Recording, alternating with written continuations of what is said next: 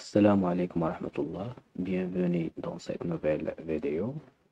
Dans cette vidéo, on va voir un exercice sur l'utilisation du système de transmission poly-courroie. Tout d'abord, un petit rappel sur la fonction de ce système nommé poly-courroie. C'est un système constitué de deux poulets. L'une est encastrée sur l'arbre moteur et l'autre sur l'arbre récepteur. Et la liaison entre les deux poulets est réalisée par une bande appelée courroie. Dans cet exercice, on a trois poulets. Ce type de poulet est appelé poulet étagé. La poulet étagée dans cet exercice contient trois étages de diamètre différents. Pour la poulie motrice, on a trois étages A, B et C. Et pour la poulie intermédiaire, on a aussi trois étages, F, G et H. Et finalement, pour la poulie réceptrice, aussi trois étages, I, J et K. La liaison entre la poulie motrice et la poulie intermédiaire est réalisée par la courroie C1. C1 est logé sur A et F. Et la liaison entre la poulie intermédiaire et la poulie réceptrice est réalisée par la courroie C2. C2 est logé dans dans H et K.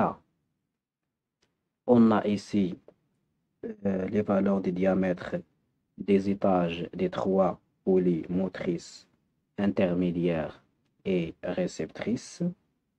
L'énoncé de l'exercice, la transmission de mouvement de rotation d'un arbre moteur vers un arbre récepteur est assurée à l'aide de trois poulies. Une poulie motrice, une poulie réceptrice et une poulie intermédiaire. On passe à l'exercice, à la question numéro 1. Quelle est la forme de la section des courroies C1 et C2? Si nous voyons la forme de l'étage sur laquelle vont loger les courroies C1 et C2, ils ont une forme de trapèze. Donc, on aura besoin d'une courroie de forme trapézoïdale. Voilà la forme trapézoïdale. La section est sous forme d'une trapèze. Maintenant, on passe à la question numéro 2. Lorsque la courroie C1 est à la position A et F, quelles sont les positions possibles de la courroie C2? Les deux courroies C1 et C2 ne peuvent pas être dans la même position.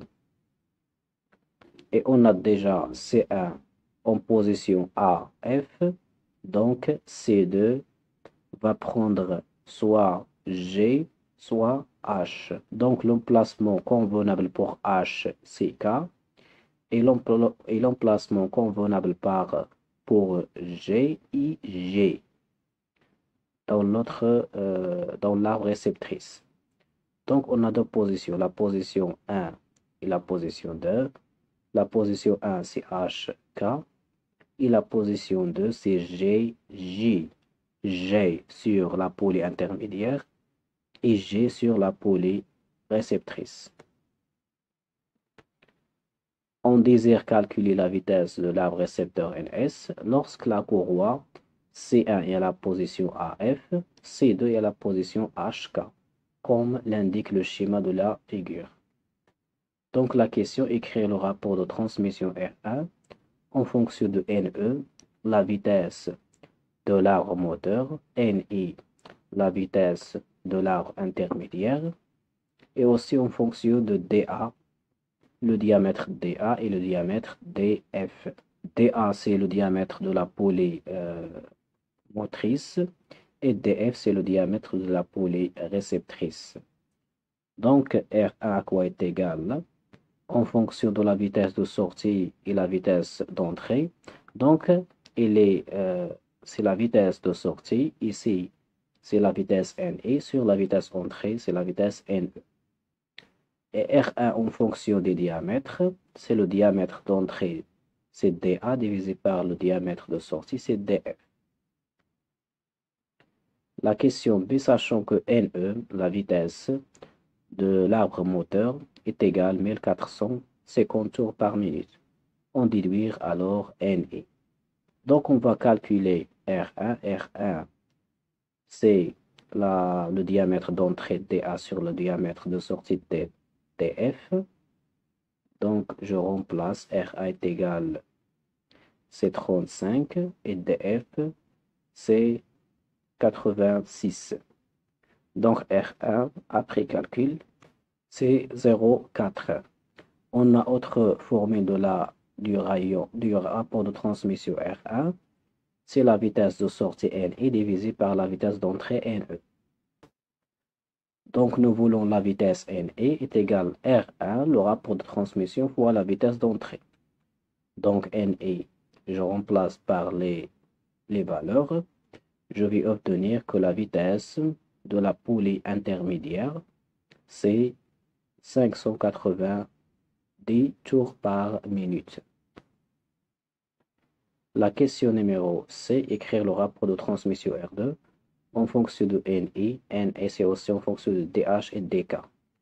Donc R2 en fonction de la vitesse, c'est la vitesse sortie sur la vitesse d'entrée, NS sur NI.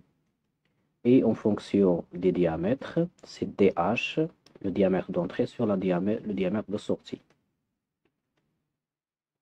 Donc la question numéro D, on déduire alors NS. Donc on a deux formules de R1 en fonction de la vitesse et en fonction des diamètres. Donc on va déduire NS, c'est NI fois DH divisé par DK. Je remplace par les valeurs numériques. Je vais obtenir que NS est égal à 329 tours par minute.